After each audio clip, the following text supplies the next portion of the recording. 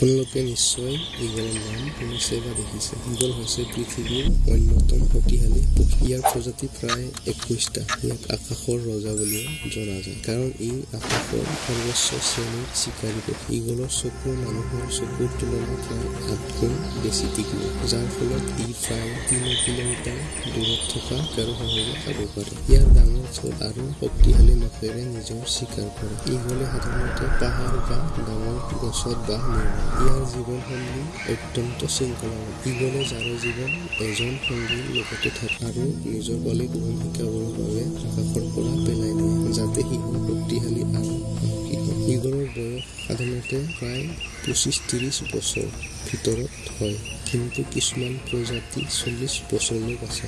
ইয়াৰ দেহৰ শক্তি, চকুৰ তীক্ষ্ণতা আৰু নৰভীক মনোভাৱৰ বাবে ইগলক শক্তি, স্বাধীনতা আৰু সাহসী প্ৰতীক হিচাপে গণ্য কৰা হয়।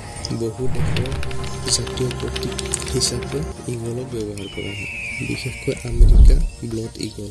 আপোনালোকে জানেনে, প্ৰকৃতিৰ সৌন্দৰ্য, শক্তি আৰু গৌৰৱৰ এক অমূল্য প্ৰতিনিধি হিচাপে ইগলকে জনা যায়।